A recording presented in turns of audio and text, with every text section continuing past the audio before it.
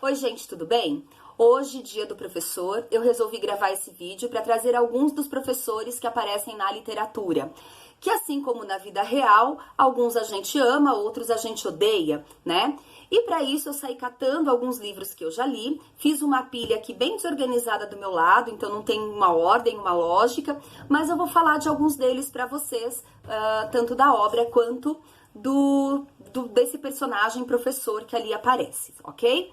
Bom, o primeiro deles que eu tenho aqui é o Viagem ao Centro da Terra, do Júlio Verne, né? Essa versão aqui é uma versão adaptada, curtinha, mas eu li a versão integral, é que eu não tenho a capa, porque eu li no Kindle, numa obra completa ali do Júlio Verne, não tem capas os livros.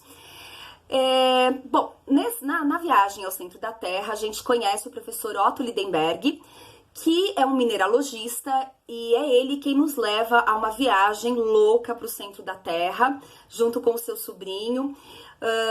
Eu li esse livro ano passado, no comecinho do ano passado, junto com o meu filho. Foi o primeiro contato dele com a obra de Júlio Verne e, de certo modo, o meu também, porque eu conhecia só essa versão adaptada.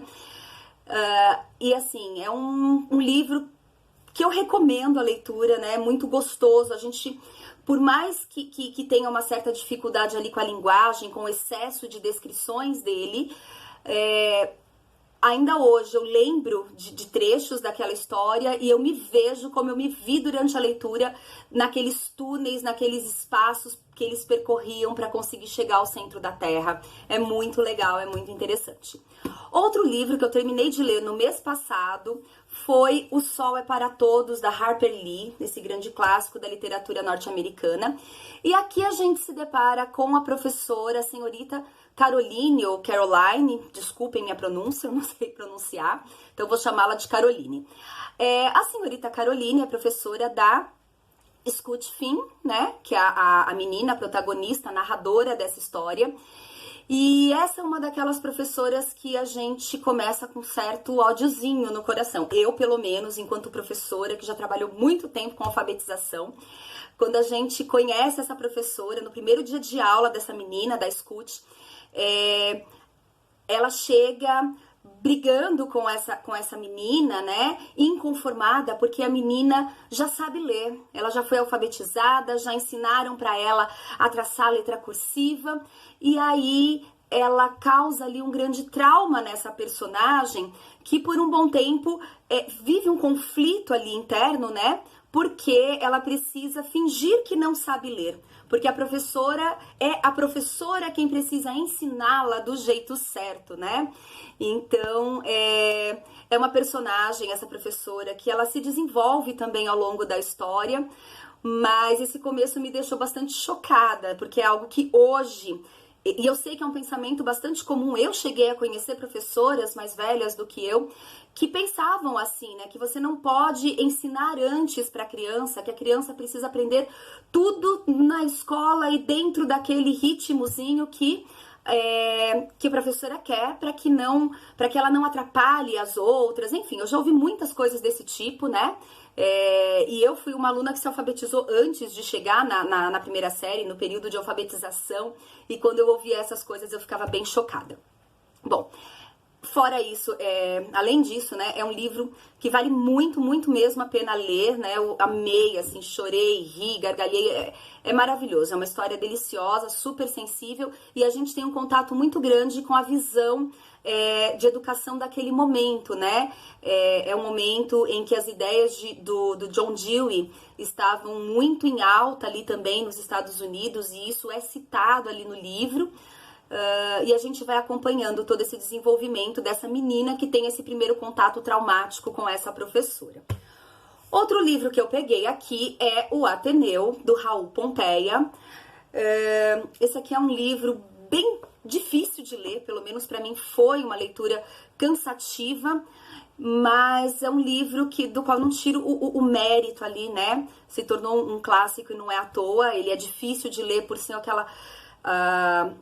Cada parágrafo dele traz uma bagagem imensa de coisas para se pensar, para se refletir, né? E aqui no Ateneu a gente tem o professor Manlio, que é o primeiro professor do Sérgio, que é um garoto que vai estudar no Ateneu, que é esse colégio interno para meninos.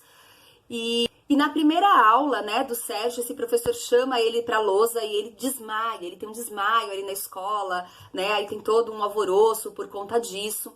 Além disso, a gente tem um contato muito grande com o Aristarco, que é o diretor desse colégio, e que traz ali aquela visão bastante... uma visão da educação, de educação da aristocracia, aquela coisa hipócrita, valores morais acima de tudo, né? Algo que, de certo modo, tá meio em alta hoje em dia no pensamento de algumas pessoas também, mas a gente acompanhando a história vai vendo o tanto de hipocrisia que existe ali, tá? Bom, depois eu tenho aqui, na verdade, quem não conhece o professor Robert Langdon, do Dan Brown, né? Ele vai estar ali no Código da Vinci, na Origem, no Símbolo Perdido, em Anjos e Demônios e Inferno, que eu não tenho ele aqui comigo agora, né? Que é essa sequência de livros que começa com Anjos e Demônios. E o Langdon é um professor de simbologia da Universidade de Harvard. E nessas histórias ele é um professor aventureiro. A gente embarca em aventuras, né, em que ele precisa descobrir ali diversos problemas, né, diversas situações que envolvem simbologia, e ele é chamado para tentar decifrar os mistérios, resolver os problemas, salvar a humanidade, né? E podem falar o que quiser, que Dan Brown é um autor de modinha, que ele segue sempre a mesma receita e que por isso ele não é um bom autor. Eu não tô nem aí, eu adoro as histórias dele. É igual aquela pessoa que faz sempre o mesmo bolo, seguindo a mesma receita, mas o bolo é uma delícia e a gente come o tempo todo. Bom, depois do Dan Brown, eu tenho aqui outro da literatura nacional, que é Amar, Verbo Intransitivo, do Mário de Andrade.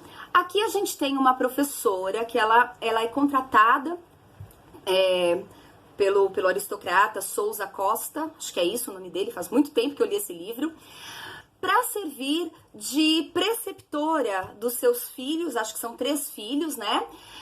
Mas essa é a maquiagem, aquilo que a esposa acha que ela está indo fazer lá. Então, ela vai morar nessa casa, ela vai ser uma governanta, né, que vai educar as crianças que estão ali, mas a intenção, o contrato dele, né, do pai, com essa professora alemã, Fräulein Elsa, também não sei a pronúncia, tá?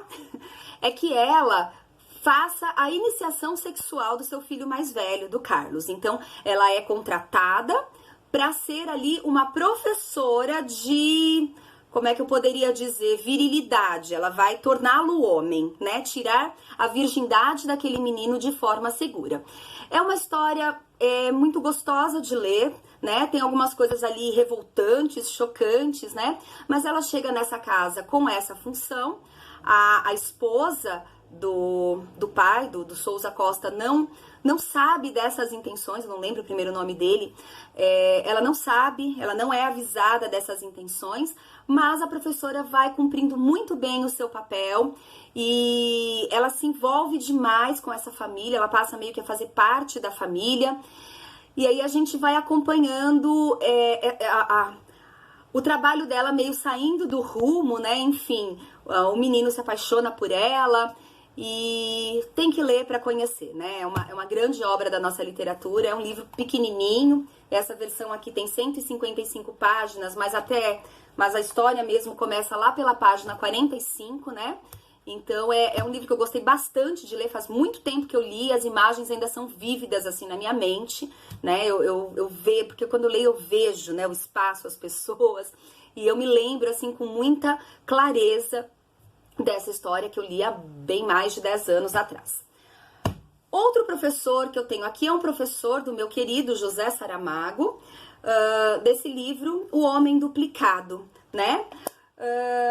Aqui a gente tem o Tertuliano Máximo Afonso, que é um professor de história que vive a sua vidinha pacata, tranquila, sua vida é sair de casa, ir para o trabalho, né? Um funcionário público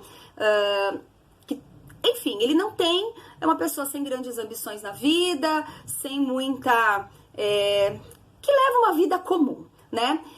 Só que esse professor, assistindo uma fita de videocassete, um filme, ele se vê na tela, ele encontra um homem idêntico a ele, né? E aí ele começa a... Ele vai atrás de outros filmes com aquele ator, ele procura ali na fita o nome do ator, e ele vai atrás de outros filmes e ele começa a assistir aquilo. E, enfim, imagina a situação de você descobrir que existe no mundo uma pessoa que é igualzinha a você, né? E aí esse professor pacato, que levava aquela vida comum, coloca, né, tem ali uma nova... algo a perseguir, que é encontrar esse homem, conhecer esse homem, isso vira uma fixação para ele, e a gente vai acompanhando aí essa história, que também é fantástica, né? E o protagonista é um professor. Bom, eu não poderia deixar de trazer aqui o meu livro Vai Vens da Alma, e aqui eu tenho 3 professoras, né? A Olivia, a Letícia e a Helena, certo? E eu digo que, assim, uma delas é aquilo que eu sou, a outra algo que eu nunca gostaria de ser, e a outra é aquela professora que eu não gosto de encontrar na minha frente, né? Então, a Olivia é uma professora com quem eu me identifico muito, embora ela seja muito jovem no livro e eu não seja mais tão jovem, mas... ela é uma pessoa que adora aquilo que faz, e ela tem uma visão bastante crítica do seu trabalho, né? E de todo o sistema, daquilo que a envolve. Eu me identifico bastante com ela, até porque ela foi inspirada em ninguém mais do que eu mesma. E, bom, a Letícia é aquela que representa o que eu não gostaria de ser. Ela é uma professora de educação infantil, trabalha com crianças muito pequenas, né? E não é o meu perfil. Na história, ela é a melhor amiga da Olivia. E a Helena é aquela pessoa, aquela professora extremamente acrítica, né? É a professora de trabalhinhos prontos, do desenho mimeografado, daquela coisa pronta que não tem uma visão que vá além de ir para a escola, sorrir para as crianças e aplicar ali alguma atividade, né? E aí a gente vê na história que a própria personalidade dessa pessoa, não só no trabalho, mas em tudo na vida dela, não tem essa visão da importância mesmo, né, do seu próprio trabalho. Bom, e aí, por último, eu tenho aqui o livro Anne de Green Gables e a Anne de Avonlea, que é a continuação, né, a sequência desse livro. Na história da Anne de Green Gables, um livro delicioso, participei recentemente de uma leitura coletiva desse livro, embora eu já tivesse lido. E a gente tem a senhorita Stacy, que é uma professora que ela tem uma visão bastante progressista para sua época, né? Ela é apaixonante, né? Eu gosto bastante dela, né? E a própria Anne, que na sequência da história se torna uma professora, né? E também ela é uma menina, desde criança, alguém que não se enquadra naqueles padrões fechadinhos, pré-estabelecidos, né? E aí ela também, ela resolve se tornar professora e ela tem essa visão para frente, esse olhar que vai além do ensinar, né? Bom, esses são livros que eu li, que eu gostei, tem outros, mas foram os que eu me lembrei e fui catando aqui pela minha casa para fazer esse vídeo. Se você já leu algum deles, comenta aqui, né? Se tem algum outro livro, algum outro professor da literatura para indicar pra gente, coloca aqui nos comentários também. E um grande beijo e um feliz Dia dos Professores para todos os colegas que lutam nessa profissão junto comigo.